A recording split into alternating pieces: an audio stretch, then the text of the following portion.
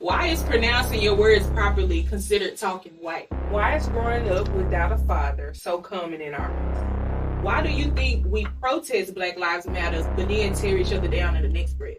Why are we so quick to support non-Black owned businesses and hesitate to support the Black owned businesses? What's up, y'all? It's your girl, Adrienne. And it's your girl, Destiny. And y'all are tuned into our second episode of Favor Ain't Fair podcast, where we share others and our personal favors for y'all entertainment. Yes, so make sure y'all go like, comment, and subscribe. And make sure y'all push those notification buttons. So when our video upload, y'all will be the first to see it. Now let's get into it. We're going to start this episode off with a mental health check. Sister, what's your mental vibes this week? I'll say my mental health this week is way better than last. I'll give it a 9, just like you did last week. Because it's so much going on in the world, but I will state that we have made it to episode 2 of our podcast.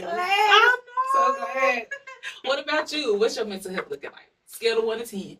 On a scale of 1 to 10, I'm gonna say this week my mental vibes is probably about a 4 or 5. Aww. What?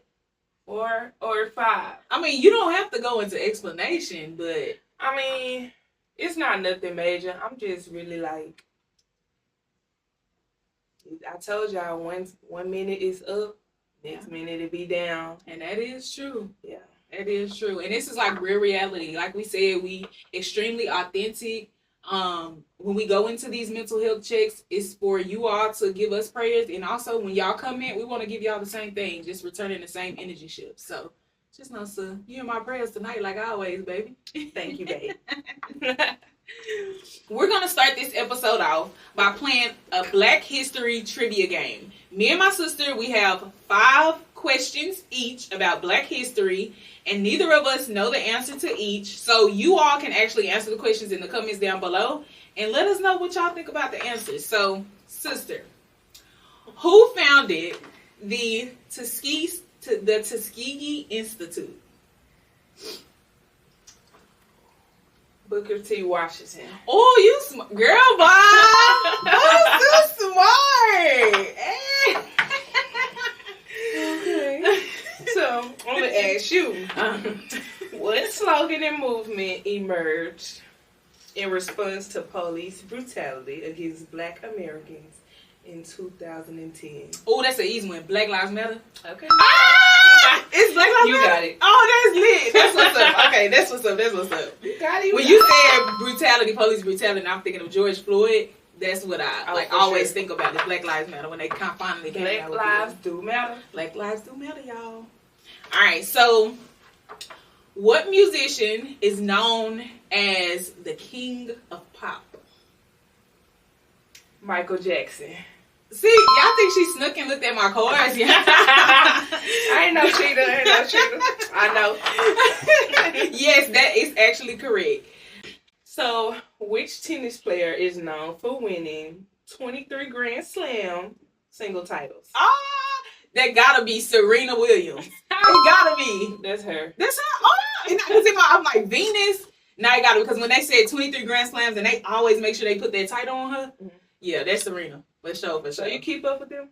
I do. I actually love Serena. Like, what's going on right now with, she just actually got a whole section like LeBron James at Nike. Yeah. And they got like majority of her Grand Slam trophies, some of the Nike outfits that she wore, because she's been sponsored by them since like she was a kid. Yeah. And now her facility is actually open. It's called the Serena Williams Center.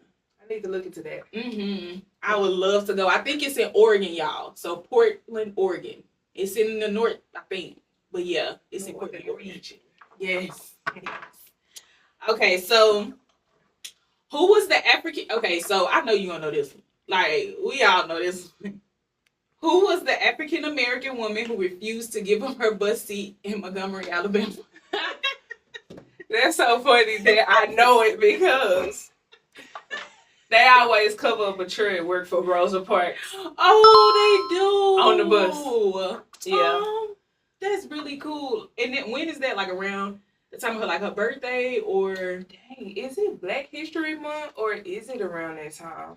Okay. But I know sometimes they'll have like one of the seats covered up in the back. Okay. it's cool. So Rosa Parks. Not in the back. They need to move Sid to the front. They better go on up about that. No, but a fun fact though, did you know that they basically came out and stated that that was like staged? Like she did it on purpose to create a movement?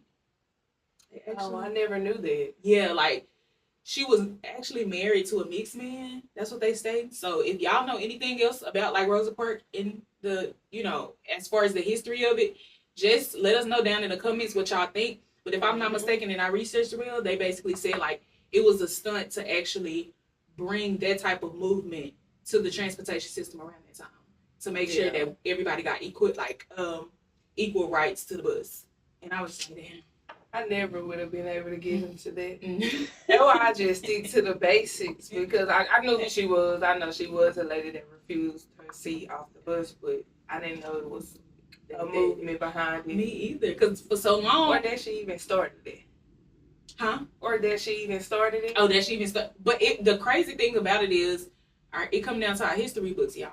Like, now that we're grown, you starting to know the authentic things behind what our parents might have known, but what they feeding us in this education system. Now we have the TikTok that's possibly banned or extended, but then again, it's knowledge that we don't know. Like, and we're now having access to it to be able to research it. So I was like, that was a cool little fun fact. But I got into that or whatever. Okay, so next question. Who started the leading role of Marvel Black Panther? Black Panther. Chadwick. Yes! Y'all, she looking at my cards. It is. It's Chadwick. R.I.P. Chadwick. R.I.P. to Chadwick. Oh, that was, very much so. And guess what? I ain't even watched the Black Panther. And why? It's really good. 1 and 2 is really good. I don't think I'm into Marvel like that. Oh, okay, that makes sense. No, that makes sense. Because you have to, like, actually kind of be in tune. A lot of people not black people. Let me ask you something. Is it something like Lion King? Nothing like Lion King. It's something like Lion King? No? Nothing like Lion King. It's more of like Superman.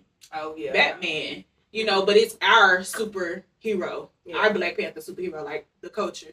So that's like pretty cool because, And there's 3. Denzel Washington, he's 70. He going to be in the 3rd one. That's going to be super dope.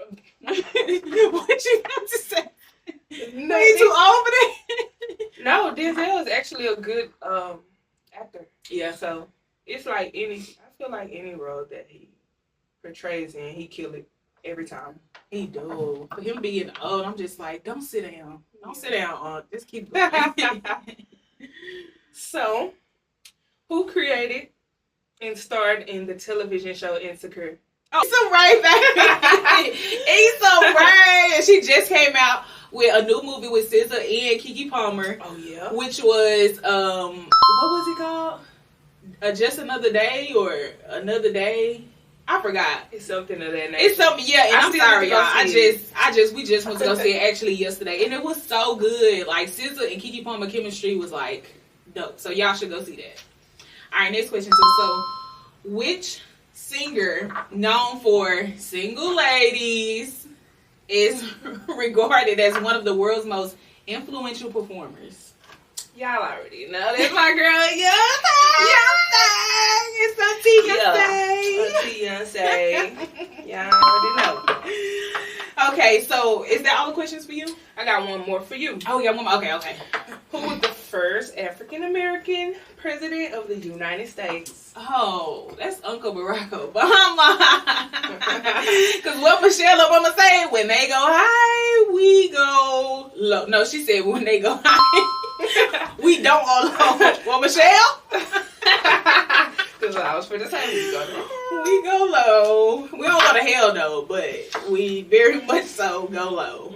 Okay, y'all, so in this episode, we'll be going over related topics that'll be discussing us Black culture, career, activism, and also just the Black community and stuff that's related to me and sister personal lives. So these questions will be going extremely into depth, and they're opinionated from me and my sister perspective, but when it comes down to you all, again, make sure we want to hear y'all voices in the comments down below. So when we asking these questions to each other and want to hear each other outlet on these things, we want to hear y'all opinion in as well. So why are we so quick to support non-Black owned businesses and hesitate to support the Black owned businesses? That's a like two-way answer type of question, because as me and my sister, like, we really did go over these questions, y'all, like, authentically went over them just to see how, like, they fit into our personal lives. And to be honest, when we don't support non-Black businesses such as like Apple or these high-tech companies or computer companies, they're not Black owned, but they're more so for the convenience of our needs and what we need. But then when it comes down to Black owned businesses, sometimes the first responses we get are they're not professional or they're not for my needs. But then you have some, you got to be in certain rooms where you're actually connected to really great Black businesses. So I think that's why we're so quick to bandwagon Apple and these tech companies, all because it's very convenient to what we need at the time. But then again, y'all got to put yourself in rooms where it actually benefits you to know some really powerful Black people, to know that they actually have some really great tech stuff as well, or conveniency of things that we need. So yeah, it's like, so what's your input on it too? Like, me myself, I really, like I said, don't get into those type of things. mm-hmm. Whoever have what I want at that minute, whether you Black, white, Asian, you know, whatever you are. If I need it right then and there, or if I want it right then, whoever got it, I'm gonna get it. Yeah. But as the only thing I pretty much see is Black businesses being pretty much unprofessional with their business.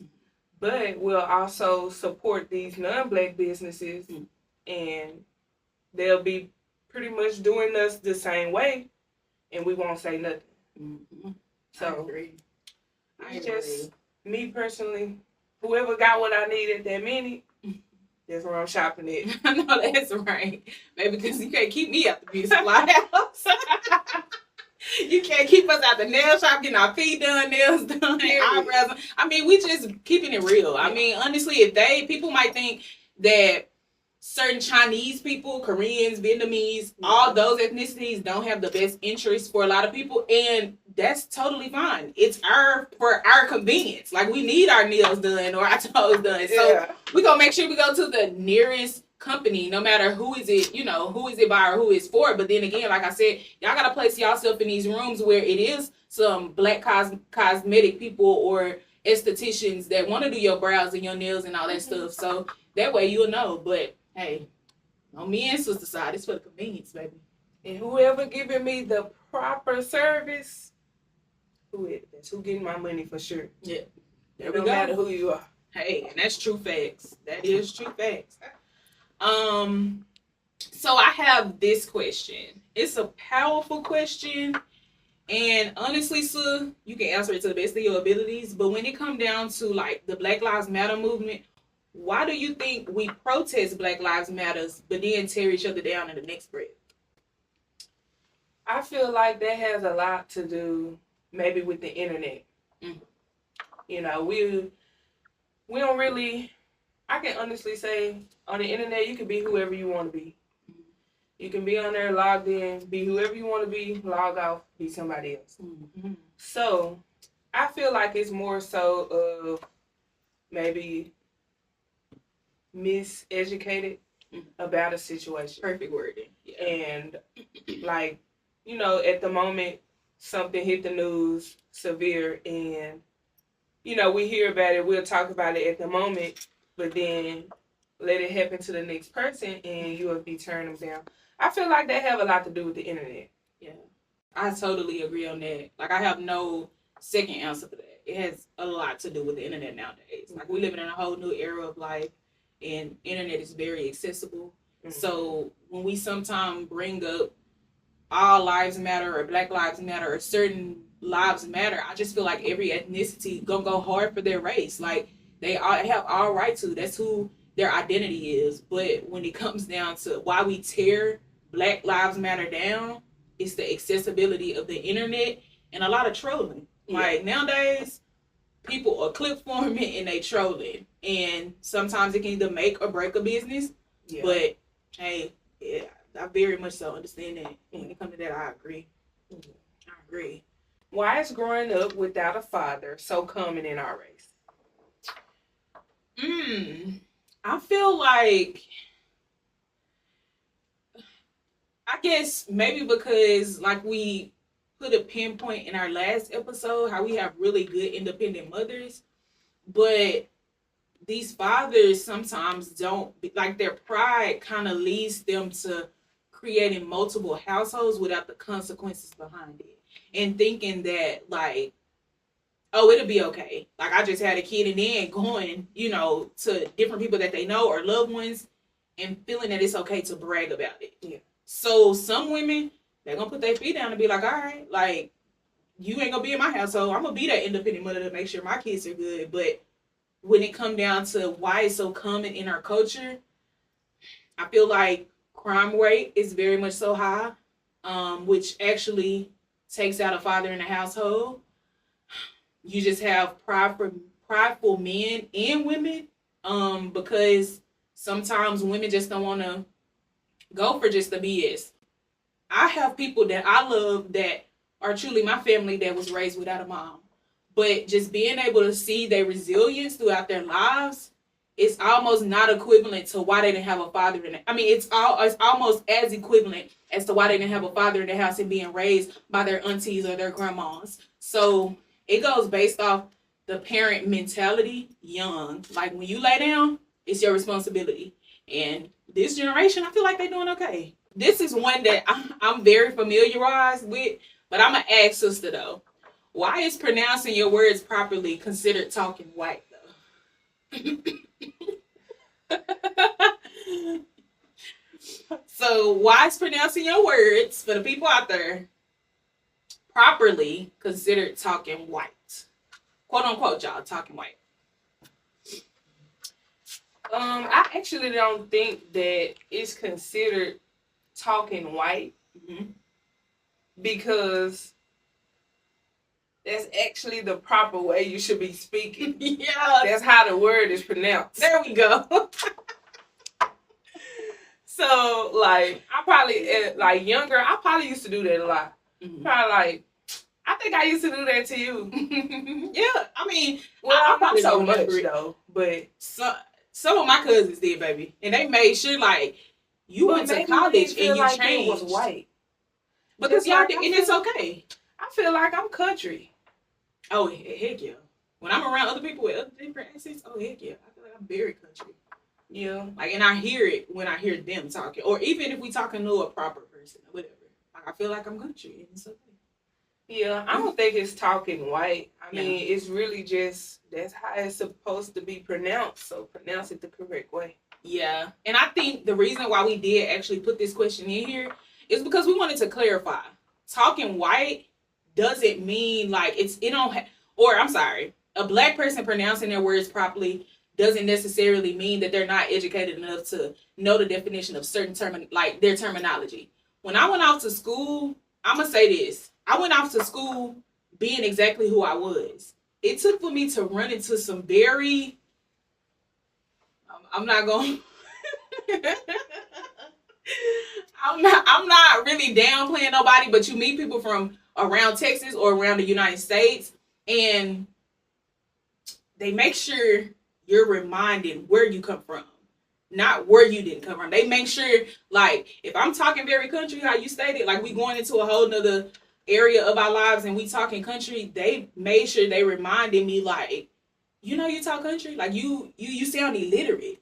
And when they told me that for the first time, that I sounded illiterate, oh, that woke me the hell up, because I started taking presentation classes, communication classes, like knowing how to actually get in front of a big group of people and just pronouncing my words properly. But then when I got around family, it was more so, or friends, it was more so like, hey, you talking white now. But in the words of my grandma, pronounce that, where that preposition at. When somebody like ain't no word, my granny always corrected us when we was younger. Like, where that preposition at, because we need you to pronounce your words out so we can understand what you're saying and how you're saying it and how you're going about it in those sentences. So that was a really good question. Yeah. Why don't we like to confront our mental issues? there's a lot of beauty in seeing a therapist and healing. Oh, yes, it is a lot of beauty into seeing a therapist. Actually, going forward with the resources, like again, with our future episodes, we're going to have people on here that's going into depth about mental health awareness, certain diagnoses, like with children and stuff, or adults. But I think Black folks, we sometimes stubborn. Like, when when we was younger, somebody probably told y'all one day, suck it up. You don't show your emotions or you look weak. Like those phrases, those stick to your mind and your head. And I think my family gave me a very safe space to be myself. That's why I was considered so sensitive, because on the spot, I'm going to cry. On the spot, I'm going to say I'm going to say how I feel, and I'm going to want to know that diagnosis like right then and there. And I'm also really good at researching. So when it comes down to like the culture, it's just like the stubbornness within us, I think. You agree? I mean, I agree. And like you said, it's nothing wrong with getting help. Yeah. I've been seeing a therapist probably going on 2 years. Love that. So, I love that. It has its days, but the only thing I don't like is it's more so of a group therapy. So, you know, it's virtual. I'll be on the phone. It's not nothing where I'm going and sitting on the couch. Yeah. Just laying out my problems. So it all works it works how it works. And, you know, it just... No, I'm so proud of you for like letting the world know that, because some people might, like we said in the question, like it's a lot of beauty in like the healing and therapy process. It's a lot of beauty. Like, just know it's another side to your life other than being hurt, and also just having that pride. Like some people just don't want to let nobody know that they're hurting, which can lead to a censored moment of suicide. Like, we don't want people, that's why we put so much emphasis in the beginning of our episodes, just to make sure we okay, like our family's okay. When we checking in with certain people that we love and family and friends, like you have to make sure that you're checking in with people, not just to see if they okay, but if you just really want to have that cold calling person. Like, they might not be in your everyday group, but you call them just to say, hey, you good? You need something? You loaded on resources? Like, I love that people can have that type of education, and I would love to be that resource to anybody. That's why we created this podcast, so I can continue to use, or we can continue to use our voices. In this next session, y'all, we'll be going over activism, what it means, how you all can be a part, from going over like the rallies, the speeches, the community organizing, also voting. Everybody knows voting truly matters. Like, we have craftism, volunteering, letter writing, educating yourself. When it all comes to the things that I just labeled in that one statement, that is all activism. How can we use social media effectively and safely when we choose to participate? Choosing to participate is, I'm going to say, choosing to participate, you make up how you're going to use your platform. Yes. So, I don't know. Yeah. I think that was kind of like a curveball, kind of what I wanted to bring to the episode. Yeah.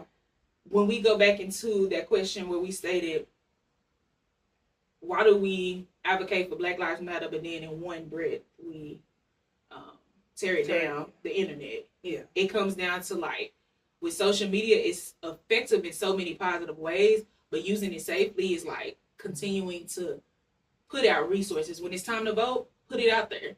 When it's time to vote for your police chief or your mayor and all those small things within your state or city, it's important to put that out there and make sure that your social media is being used effectively. So, how can young Black people change the world? This is like, I would love to hear your answer, because I work with the youth, but like hearing you is like, my honest opinion. My honest opinion, Uh-huh. how young black people can change the world, I feel like it starts at home. You know what I'm saying? Yes. With the parents. Oh, yes. Like, I see a lot of disturbance in the like young black community because of the lack of parenting.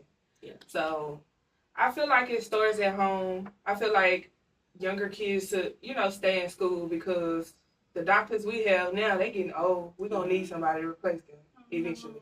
Yeah. So starting at home, parents parenting the way, it used to. I know they don't have all the same resources or have the same support that our moms probably had back in the day, but just find a way to, just stay on our youth. Mm-hmm. Keep them out of trouble. Keep them off the streets. And ain't no other way to say that. Like, it's no other perfect way to say that. Like, she definitely went into detail very accurately. It starts in the household. And once that household gives the youth, like, that confidence, they know they can conquer and do anything in the world. Yeah. Just like I feel like, they try to say, you don't always need a dad in the house. You don't always need a father figure because you have a son. Mm-hmm. You know what I'm saying? It's independent black mothers out here raising a lot of black men to be those young men or those men that they're supposed to be. So I feel like it's just everything starts at home with me. Like, anytime I see anything about a young kid in trouble or the kid on the news for something that they done, anything, I just be like, where they mamas at? Yeah. Where they at? As simple as that. Where your mama at? Where your parents at? Where your parents at? Somebody, your guardian. Where they at? Where they at? Oh, man. So now we're going to move into our career form. Going to our personal lives as being black women in the industry that we chose, honestly. So, sis, when it comes to, matter of fact, I'm going to just state it like this. Let me ask you this. What inspired you to pursue your current career that you're in now? Because, again, like, I want to let them know what you had told me one time before you went into this industry, and it was beautiful. But I want you to, like, let them know the reason why you chose what you chose, because I will never forget, like, why you said you chose story. it. That's the story. Okay. So, honestly, I used to ride the bus to school every day before I had got a car, 11th grade year. I'm not going to sit here and act like I was going to be a bus driver the whole time because I really thought that I was going to be driving the train. I remember we used to ride the bus, Westmoreland Station. I used to tell you, I'm going to be driving the train, watch. I'm going to be driving the train. And then when I got in, and then I just began to learn. So I just really wanted to get in. I actually been thinking about still moving to the rail. Oh. I don't know why. I'm kind of like giving up on the supervision. I'm not completely giving up on it, but I'm just kind of putting it on the back burner because right now I can't get there at the rate I'm going. Like, you know what I'm saying? Mental health is real. Depression is real. So sometimes I don't want to get up for work. Yeah. So I miss a lot of work. Yeah. So until I can get back in the cycle and I'm to the point where I do need something new to do. Mm-hmm. So with that, it's just, I thought I was going to be a train operator. I thought I was going to be driving the trains, but I ended up getting in on the bus side first. So that's what made me get into this whole thing. That's pretty bus driving. Like, we was just kids, y'all riding on a train, going to our next destination, either to get home, to school, to the Northport Mall, somewhere. Everywhere. And just to see, like, my sister actually manifest that in her life as a youngin' and then actually becoming that or getting into that industry, it's very inspiring. Like, no matter how old, like we stated that, or how young we was, the fact that Sue chased it after what she really wanted to do. Like, at the time, she had to figure out. And then again, like, we got into that last episode, how my sister, she's an extreme hustler. Like, she always had a job. When we was able and legal to have a job at 15, 16, Sue was pushing burgers or pushing something, but making sure that like she was hustling at the end of the day. Like it was never like no laziness to her. Yeah. And that was beautiful to see. So, I want you to share a time when you had to advocate for diversity and inclusion in your workplace or industry. Oh, okay. Oh, y'all, this is pretty heavy because this is something that I really wanted to get into with this episode. All because my life right now, you know how you dream of something and you work so hard to get it. And then when you finally get it, it's in the palm of your hands and you enjoying it. And then it's just literally like dissolved into invisible dust. Like that's how I'm feeling right now.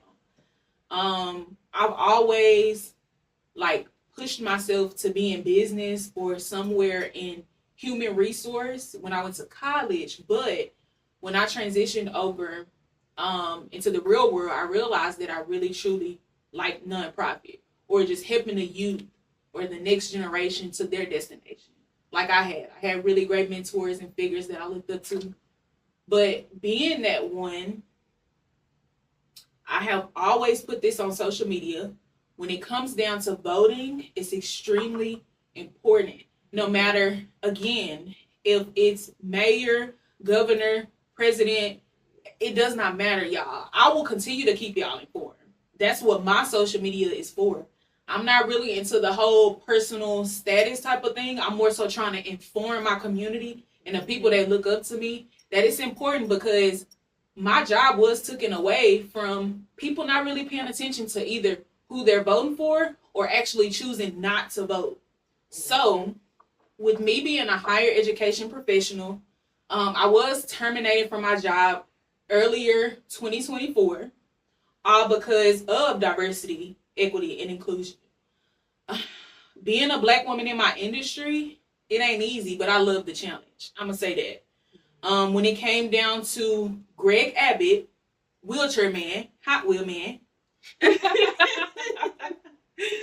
wheelchair man, he decided to take all diversity, equity, and inclusion offices out of all public universities in Texas, y'all. When it came down to the big state university, as far as Texas Longhorns, Texas A&M University Aggies, Texas State, Prairie View, all these HBCUs, we had no control over creating programs for diversity students because he had took it all out.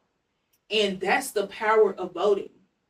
When you guys decide not to do that, it results to some of the people and y'all peers not only just losing their jobs, but think about y'all kids or to think about the next generation not being able to have those resources for real to actually want to go to those schools. So now a lot of people is stuck with out-of-state fees because you going over to the next state just to make sure that your kid is comfortable with the university that they choose or some else. But me being advocating for diversity, equity, and inclusion within my small industry that I'm working at now, it has been such a tremendous experience because I've learned a lot. But that's just a little light of it. Yeah. I ain't never had to get into all that. Yeah. Like, I'm not going to I say almost that. sometimes think Susan don't like kids. You love kids. I think it's not a thing like that. It's just I've never been in a situation to where I've had to advocate for such. So, you know, I've been here since 2 years out of high school. So it's about to be 10 years I've been working here at, as a bus driver. Dang, I didn't realize that. So I ain't never had to do anything, no advocating and stuff like that. We ain't gonna count that. Yeah. So sis, how do you think we can better support and uplift Black-owned businesses? I feel like we can better support and uplift Black-owned businesses by giving it the same energy that we put into non-Black-owned businesses. As far as advertising, using our platforms, just spreading the word, putting them out there. If they are being unprofessional, find another way to resolve it versus going and blasting them all over the internet. When you can just contact them, let them know, hey, I ain't like what you did. Absolutely. Just being straight up like that. Absolutely. Oh, that's a good. that is so good, all because I'm actually gonna give a shout out to somebody. Yeah. Brianna August.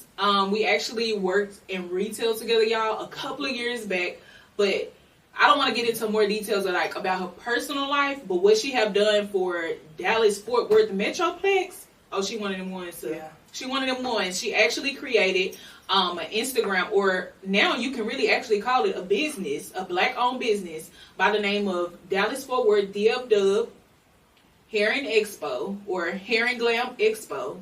And when she created that, it brought all of us black-owned businesses together in one building.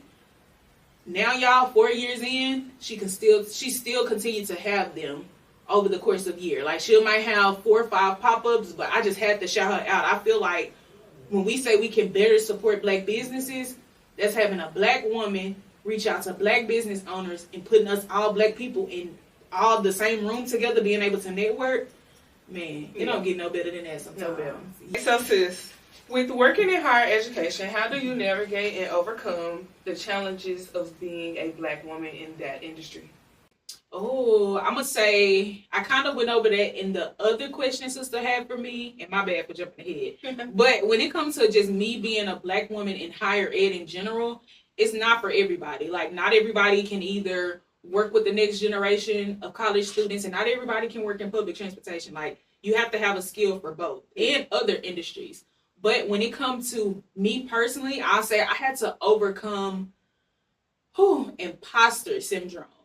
That is very much so real. If you're in a room full of people that you're not used to, and I mean, I'm going to be very authentic when I say this. If you're in a room full of white people, Indian people, and I work at a international based school, so it's all races, but it's not a lot of black people. And I love those type of challenges, but when it comes to me being who I am, I step in rooms authentically with my proper voice, but I also throw a little southern sauce in there. Like, yeah, y'all gonna hear who I am and where I come from, but I also make sure I let them know where I come from, how I'm moving, what community that I was raised in, and who I'm representing. Like, that's very important. When I learned, like, I had to overcome imposter syndrome, like, very early in my industry career, because that can eat you alive sometimes. It can make you super nervous, or it can even, like, stop your hustle or your grind or opportunities. So right there, me being a black woman in my industry, continuing to be exactly who I'm supposed to be, that black woman with a voice. Heard that. Ooh, so I love this type of question because she INDEPENDE. So when it comes to I want you to share a certain role model or a mentor that actually influenced your journey, not necessarily like in the industry that you in, but just like your overall journey for like who you are or who you inspire to be in the future. I'm not going to sit here and act like I have role models, because I don't. I really don't be looking up to people for real. Not saying like, you know what I'm saying, I don't look at the stuff that goes on around me. I pretty much just do me. Yes. But if I had to choose, I mean, it probably would be like the only mentor. She is like, I literally been doing, like I said, the same thing for the last 10 years. She used to work at Dork. She was my instructor. Cool, took me under her wing, treated me like I was her daughter, you know, helped me maneuver around Dork. That's how I'm able to get around it. But like, she taught me so much. Her name Kat. Shout out to Kat. Shout out to Miss Kat. For real. My dog for life. But other than that, like, I'm not gonna sit and say that I have like legit role models, because it's not nothing that I'm doing different from everybody else out here. Yeah. I mean, I'll say it is. When I say I look up to you in that sense, it's more because not a lot of people out of high school, and maybe some of the people we went to school with, they ain't doing nothing with their life. Yeah. Like, we are literally becoming like some of those authority people where they have to come to our jobs to do community service just to get out of jail cases. or, you know, just to be like, that's why I say I look up to sis so much. When it comes to like role model figures, it's the mentality and the hustle. And she gave me my flowers last episode, but I'm gonna give her flowers again, just to say, like, when it come down to people I look up to and just actually like really look at their mindset and hustle and be like, yeah, sister is one of them ones. Like I said, always, it's gonna be that, because the hustle, it just gotta be in you, not on you, baby. And I can honestly say all 5 of us, or even my other sister, like everybody having something going on. You teach me so much. I can hit you up. Hey sis, what's this? Can you help me with this? Whatever I can't do, you gonna get it done for me. You gonna help me get it done. I ain't gonna say get it done for me, but you'll help me get it done. Alicia, I mean, she got so much going on. So many ways to get to it. You know, I just learned, but like role model, mentor, I'm gonna give y'all that. I'll give it to my sisters. I mean, just realistically speaking, she really gave it to us, y'all. I love that for us. I also like throw out there, just because like this episode is low key, it's coming to an ending. But shout out to Miss Jasmine Crockett, just being that lady in the courtroom, or not even the courtroom, my bad, the Congress room, that we definitely can look up to as a Black woman. With how the presidential election went, it's just so crazy how they really didn't want a Black woman in office. And that's totally fine, y'all. It's totally fine, but I'm telling y'all can't take everybody out of offices. Like, y'all can't take all the Black women out of these offices. Because Miss Jasmine Crockett, at first, she was going to retire. She didn't. But she decided to stick it out. Like, it was based on the results of if Kamala Harris is going to be in office. So, now we have a Black woman we can be very dependent on that can still have our backs. But that's one person I say I look up to when it comes to, like, being the politics side of life. But just real world, again, like my sisters. Like, I look up to them so much. And it's just like the whole politic thing. Like, I know a little bit about it, but stuff I don't know, you'll inform me. Just like you let me know about the Jasmine Crockett. She, you know, I follow her on Instagram. I see a lot of stuff she do. So I've been getting into a little bit of the whole she that girl, baby. I've been watching, but, you know. I look, like when they say, oh, proper, oh, baby, no. It don't come off as properness. She pronounced her words very well, but you're going to hear this southern accent. You're going to hear this accent. So now that we have come to the end of our episode, I want y'all to actually let us know y'all opinions down in the comments, please. I mean, not necessarily like on how we did in the episode, but what are y'all thoughts, you know, of the Dear Black People community, for real? Give us more topic options, or making sure that, you know, y'all are very equipped to some of the knowledge that we're giving. If y'all want extra questions answered or need any more resources, let us know. I think we mentioned some really great topics when it came down to like Black Lives Matter, Miss Jasmine Crockett, or higher education, or even bus transportation. Like, it just becomes this big bubble of resources that we just want to throw at y'all. Literally, like throw right in your face. And that's the reason why we created this podcast, is to continue to be those voices for people, or if you don't have it. So, yes, when it come down to this episode, make sure y'all like, comment, and subscribe. And I'm going to say it again. Put those dang on notifications on, so our video can be the first to come up when we upload. Click them bells. Click on, please. Nah, but I guess that's it. So where we at, sir? And welcome to our podcast, Favor Ain't Fair. Peace. Heart beating fast, let a nigga know that he alive. Fake niggas mad, snakes in the grass, let a nigga know that he arrived. Don't be sleeping on your level, cause it's beauty in the struggle, nigga.